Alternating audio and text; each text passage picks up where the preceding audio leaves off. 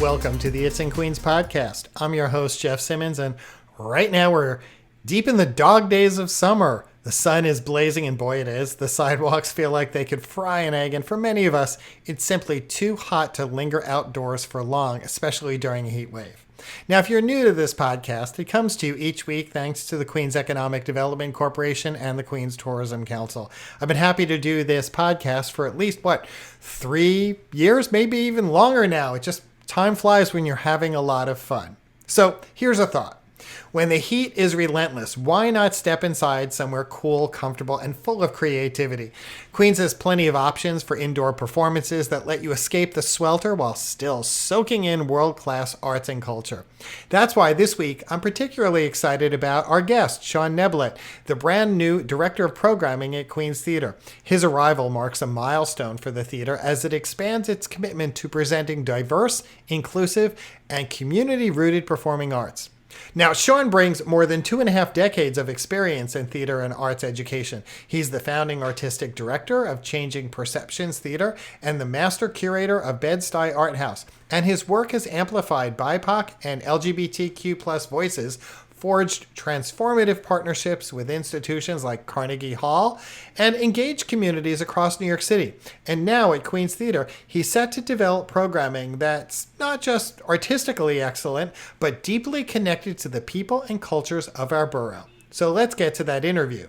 Shaun Neblett, welcome to the It's in Queens podcast. Thank you very much. I'm very happy to be here. I love starting off interviews by getting to know people. So, first of all, let's talk about your new role and what it means to you personally and professionally to be named Queens Theater's first ever Director of Programming. Okay, well, I feel a lot of pride being the first director of programming. I think that the theater made a decision that as an institution, it wanted to have more of a handle of curating audiences and curating the space and making sure that it doesn't just welcome some folks or some folks who like the theater, but how are we going to create programming that attracts all people from the world's borough to come to Queens Theater and to experience different things and learn from one another and see each other's culture. So I feel very happy to be in the position and have the charge to do so.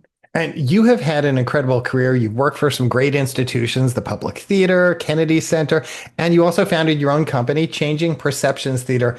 How did those experiences shape your philosophy of storytelling and programming? Well, that's a very good question. My so it shaped my philosophy in understanding and knowing that all people could come to the theater and all people could experience the magic of theater. That theater is a very human experience. I think that it's an educational experience. It's just it's so much for the human spirit. It's something to teach people how to understand grief.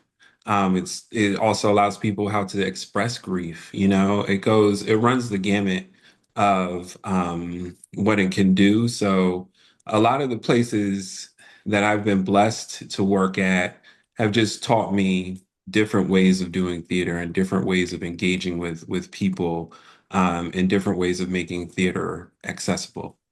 And you have described programming as a quote, strategic active connection. And I believe that's Mhm. what you're kind of speaking to right now. So, Yeah. what does it mean in the context of a theater like Queens? Oh, wow. Well, I mean, these are great questions. Well, Queens is said to be the world's borough. You know, so many people from all over the world come here. I'm really excited that our theme that we're going with in our minds at Queen Theater is homegrown and worldwide for this new season. And what that's about is that so much of Queens and so many people who identify Queens as their home experience growth at Queens Theater. Like there's so many actors. I mean, pretty much every actor that I meet at Queens that has come from Queens, like off Broadway and in different networks, the first thing they say is my first experience in the theater was at Queen's Theater. If I came and saw a show with my family, if I was in a part of an educational program at Queen's Theater, that was my first time being in the theater, and I'm still in the theater now. There's so many um, pieces that are grown right at Queen's Theater. This season, we're celebrating the fifth anniversary of Chicken and Biscuits, which was a Broadway play during the pandemic, but this play was started at Queen's Theater. That's the first place that um, gave it a reading, gave it a workshop production. And over the 5 years, it's been produced more than 50 times.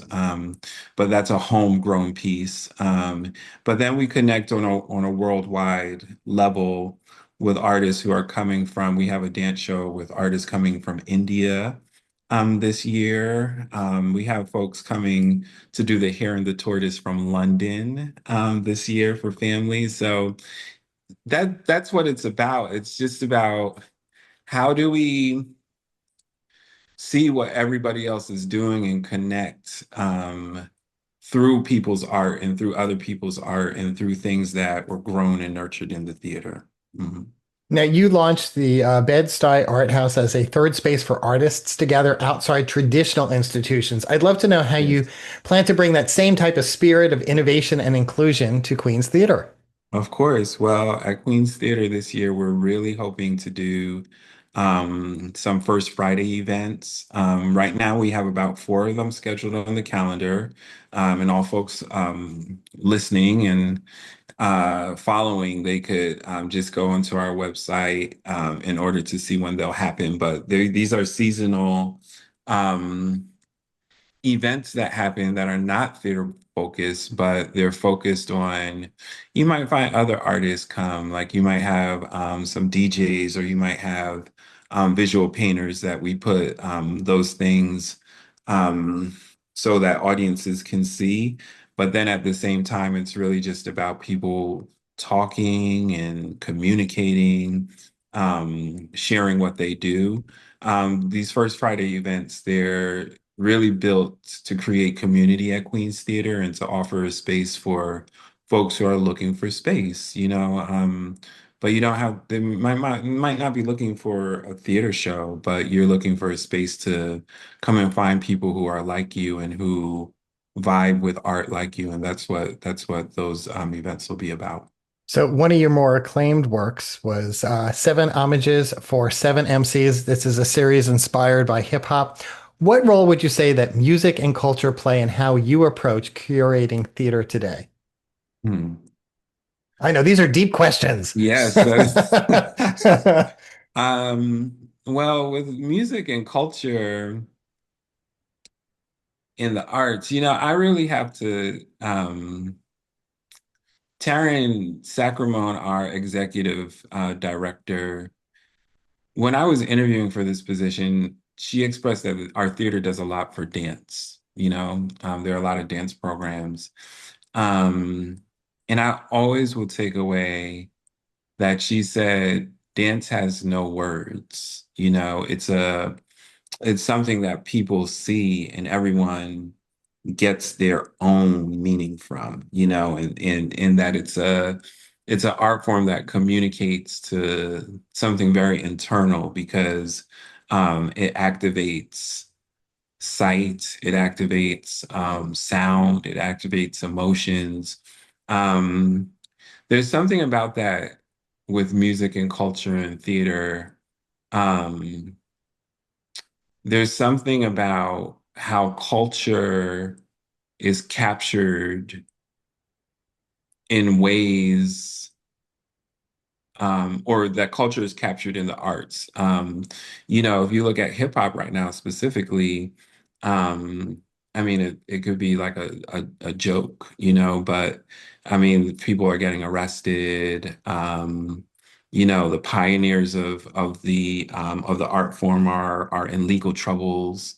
Um, but at the same time, this art form has been a cultural phenomenon throughout the entire world. Like hip hop songs have played at graduations and birthdays. It's been a part of people's lives, you know what I Hmm. mean? So it's just a matter of when you start combining all of these elements besides just the theater, you're really touching on people's culture, you're touching on people's backgrounds, you're touching on personal experiences. It just all belongs in the same pot, if you ask me. So, yeah. So I know from having attended a number of events at Queen's Theater that one of the, I guess, one of the key missions is really to mentor and and provide youth programming. Just really wonderful, a wonderful approach at Queen's Theater. I'd love to know how mentorship or youth programming is part of your vision for Queen's Theater's programming moving ahead. Yeah, well, a major part of the theater is our family theater. We have a family theater series. And we have, one of my takeaways when I was interviewing for this position is I came and saw Pete the Cat. Mm. Which is for a lot of parents and uncles and aunts know that Pete the Cat is a favorite amongst toddlers and young kids. But I came and I saw that show, and the entire theater was sold out. Every seat was taken, and you really understand that going to the theater is a family, it can be a family experience. And it's even more memorable when you go and experience the theater for the first time with your family. Um, so this year we have some Shakespeare, Midsummer Night's Dream. We have the Magic School Bus. We have a lot of different family favorites that young people could come and see and understand and see the magic of the theater.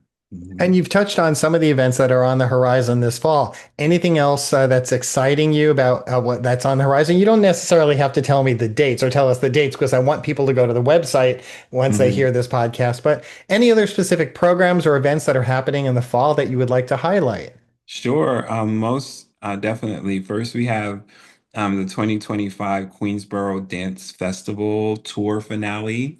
This is something that happens annually at Queen's Theater, and it'll be happening in early September.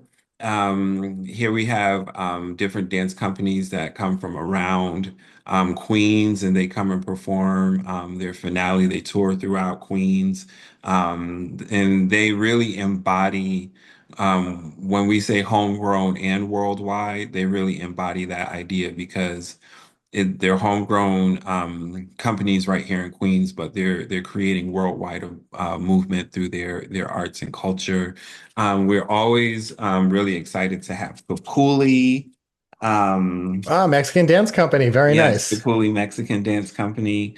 They'll be back with their Dia de Muertos show, which is a big favorite for us. They'll be here in October.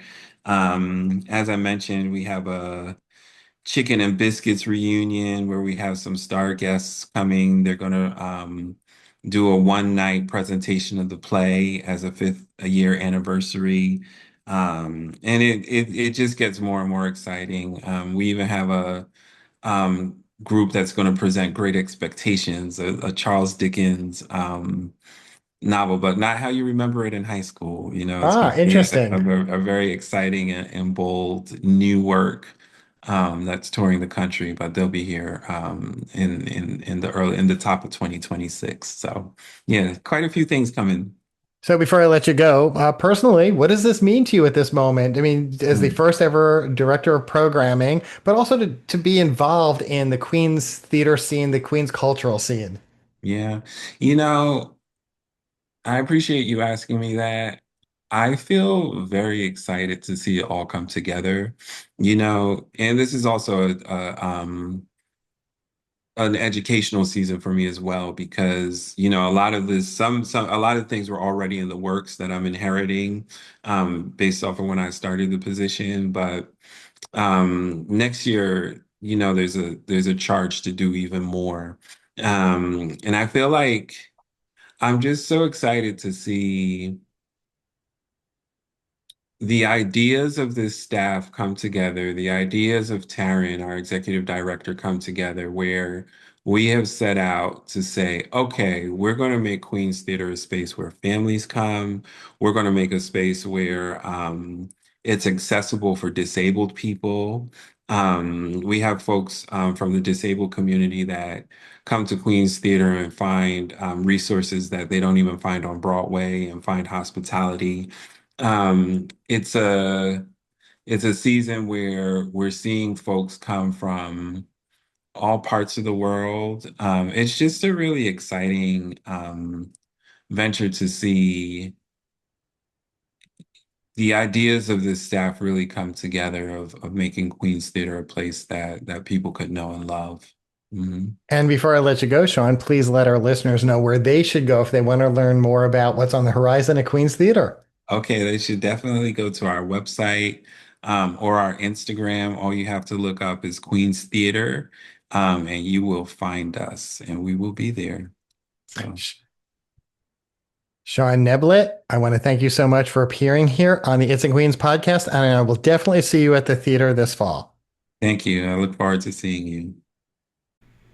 Of course, if you do want to brave the heat and enjoy the outdoors, well, Queens has you covered too. I think you might be a little insane right now because of the heat wave, but to each his own. From kayaking along the East River to catching a Mets game at Citi Field, from exploring Flushing Meadows Corona Park to enjoying open-air concerts at Socrates Sculpture Park, there's always something to get you moving and mingling and making the most out of the summer season. And speaking of things to do, if you are looking for something else to do this month or next, well, that is where Rob Mackay comes in. He's with the Queens Economic Development Corporation and the Queens Tourism Council. And each and every week, he highlights some of the more exciting events that are happening in our borough. Here's this week's report. Hello, Jeffrey. Let me begin with the Vital Art Studios Gallery, which is located at 5014 Skillman Avenue in Sunnyside. It's actually really close to the 7 trains 52nd Street stop. It's a dynamic space, which is one part artist colony as people rent out little cubes so they can create, and it's one part exhibition space. And speaking of exhibitions, Graciela Castle's solo show Ocean is currently on view there, but it closes on August 21st. To give it a proper send-off, 5 diverse poets whose work explores identity, memory, place, and transformation will recite pieces inspired by the exhibition. The exhibition, by the way, is a multimedia journey into the language of water, memory, and elemental transformation.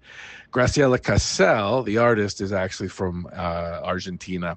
Anyway, each poet plans to recite a powerful personal perspective about the exhibition, and it will all take place on Thursday, August 21st from 6 p.m. to 9 p.m. The event is free and open to the public, but there's an extra catch, and that is that there will be free beverages provided by Naughty non-alcoholic sparkling wine, Zakuska vodka, and Sanso sparkling water. Sounds like you can't miss it. Thanks, Jeff. See you in a week. Why, thank you, Rob. That is just a few of the things, a nice little taste of what's happening across our borough. So whether you're seeking shade inside a theater or soaking up the sun at an outdoor festival, Queens offers endless ways to spend your summer days. For the full scoop on events and experiences, take a moment and visit itsinqueens.com. And if you'd like to stay in the know about local business news, head to queensny.org and sign up for the QEDC's newsletter and for the It's in Queens newsletter. That way you'll get notified right in your inbox about opportunities on the horizon. And remember, when you're out enjoying Queens, say when you see a show at Queens Theater, when it's allowed, take some photos and share your adventures with us on Instagram or X using the hashtag #It'sInQueens. You just might be featured as our photo of the week. I'm your host, Jeff Simmons. Thank you for listening, and I'll see you next week with more stories, more events, and more reasons why it's always happening here in Queens.